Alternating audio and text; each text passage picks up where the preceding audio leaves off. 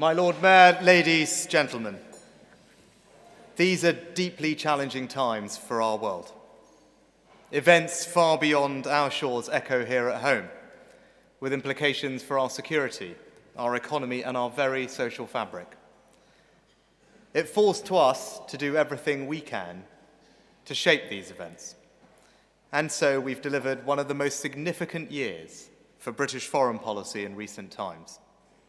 That's due in no small part to James Cleverly, and I know that he'll bring the same vigour to the equally vital job of Home Secretary. And I'm pleased to have appointed a new Foreign Secretary who will build on everything that we have achieved in the last year. A year in which we've gone further than ever to support Ukraine, as the first G7 country to move on sending tanks, first to send long-range weapons, and the first to step up on training pilots. In the last few weeks, I've travelled to Cyprus, Jerusalem, Riyadh and Cairo to respond to the crisis in the Middle East, and I'm in constant contact with leaders across the nations. Since we've gathered last here a year ago, we've secured the Windsor Framework with the EU, launched the AUKUS partnership with the US and Australia, building one of the most advanced submarines that the world has ever known, signed the Hiroshima Accord with Japan and the Atlantic Declaration with the United States, secured membership of the CPTPP, which will drive global growth, delivered returns agreements to tackle illegal migration, an approach now being followed by many others, and brokered the first ever international statement on the risks of artificial intelligence, including the US and China, something many thought impossible. But these treaties and alliances speak to something deeper: our willingness to act, to shape the world, not be shaped by it, wherever there's a challenge, wherever there's a threat, wherever we can promote peace and security.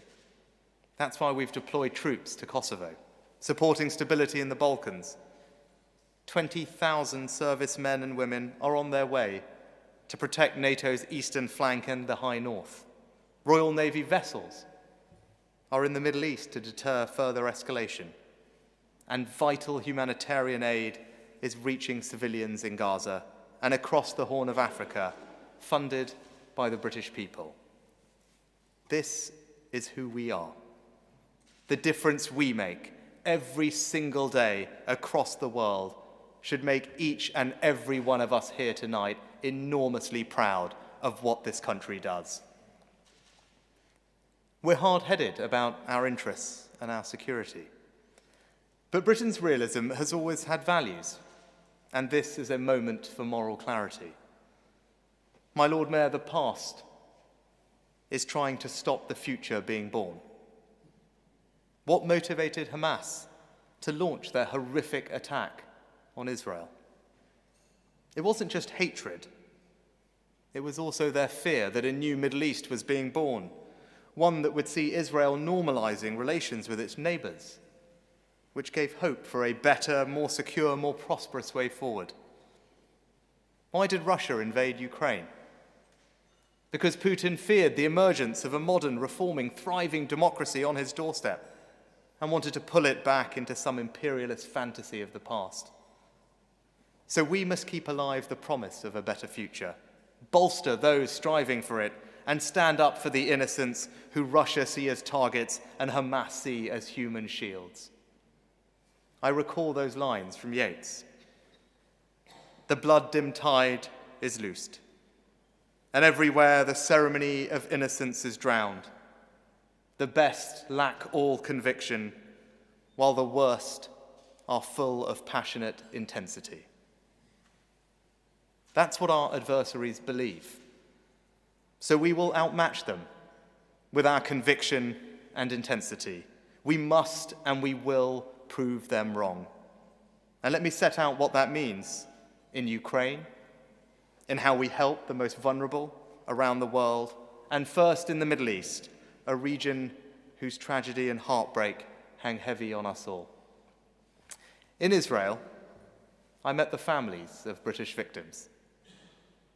I sat with them, held their hands, and saw the profound pain in their eyes. I heard the existential fear that the Israelis are feeling.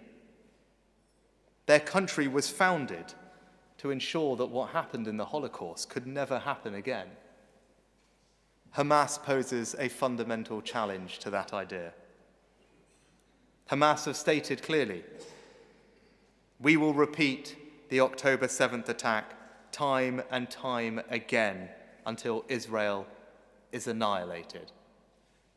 Time and time again. Last week was the 85th anniversary of Kristallnacht. And as we see hatred rising, we all have a responsibility to meet the promise of the words that in recent days have lit up the Brandenburg Gate.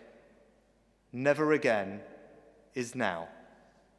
So Israel must be able to defend itself against terror, restore its security, and bring the hostages home. But there are many things that Israel must do as part of its response. We've been clear that they must act within international law. They must take all measures to protect innocent civilians, including at hospitals, stop extremist violence in the West Bank, and allow more aid into Gaza. Mahmoud Abbas, the president of the Palestinian Authority, described to me the terrible suffering of the Palestinian people. Too many civilians are losing their lives. That's why I've doubled our aid to Gaza and why we continue to press, both at the United Nations and directly with Israel, for unhindered humanitarian access and urgent and substantive humanitarian pauses. We want aid coming in by land, air, and sea, and we're ready to use our bases in Cyprus as a staging post. Alleviating the suffering is our most foremost priority, but we need to do more to create a new political horizon. We must unite around the only answer that can come close to creating peace in these troubled lands, the only answer that can acknowledge the history and hurt of both peoples, the only answer that can allow a new future to be born, and that is a two-state solution. The United Kingdom wrote the original UN resolutions setting this out. We've argued the case for decades, but now we must help make it a reality. So to the UK's friends across the region, like Jordan, Egypt, the UAE and Saudi Arabia, who support normalization and peaceful coexistence, and to our communities here at home, I pledge to redouble our efforts to this end.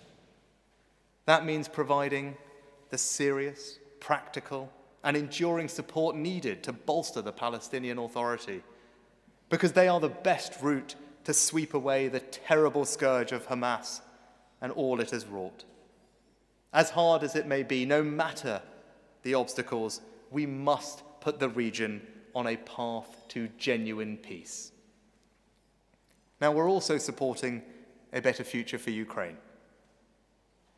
And let me tell you this, the last year has shown that Russia cannot win. They tried to blockade Ukrainian shipping routes, and they failed. Ukraine has pushed back the Black Sea Fleet and made Crimea a vulnerability for Putin rather than a strength. Russia is mounting its third wave of attacks on Avdiivka, and again they continue to fail at horrendous cost. Since their invasion, Russia has suffered over 250,000 casualties. Half the territory they initially seized has been taken back, and Putin has faced a more united response than he ever imagined. He ensured defense spending is rising across Europe, led by the UK. He's fast-tracked Finland into NATO with Sweden close behind. And he's seen an armed rebellion marching on Moscow. It's a self-inflicted strategic calamity.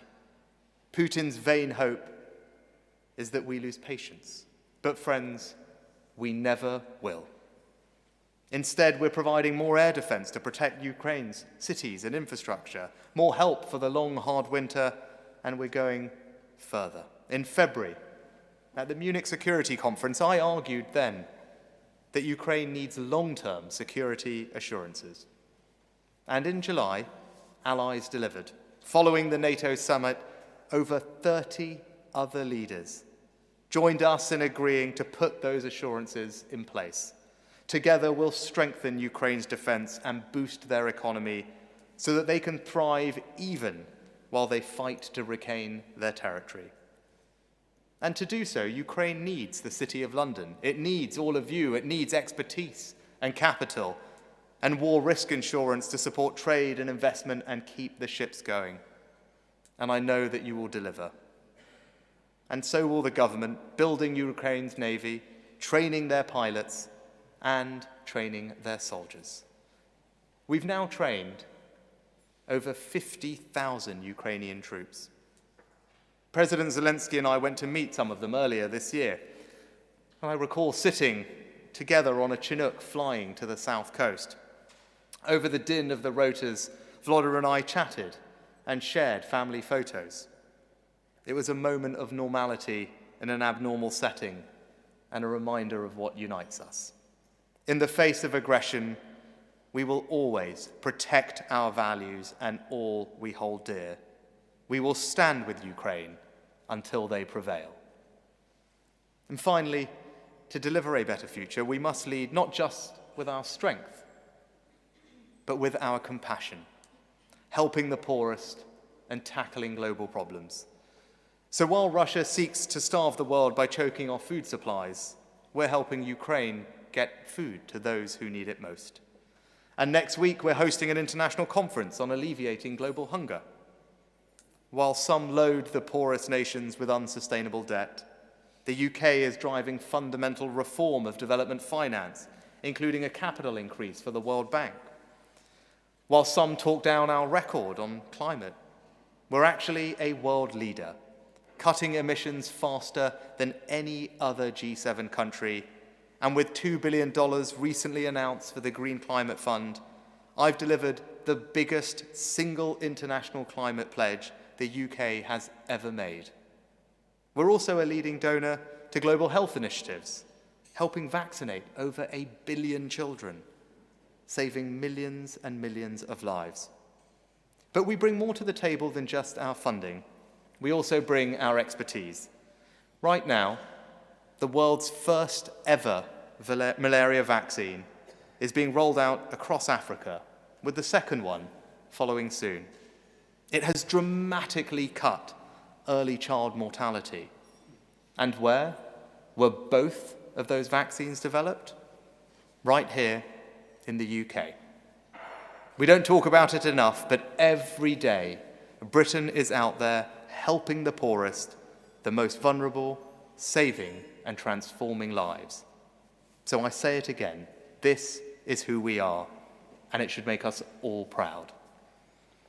My Lord Mayor, when conflicts overseas create division at home, it's more important than ever that we preserve the values we hold dear.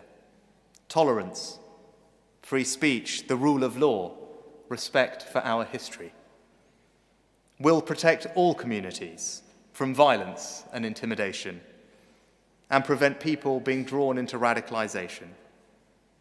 In these dangerous times, we're not just defending a better vision of the future against those who would destroy it, we're marshalling our expertise, our people, and our alliances to bring that future into being. We will continue to stand up for what is right. We will stand with our allies and the most vulnerable wherever they may be. We'll show that the best are full of conviction and that our values will prevail. Thank you.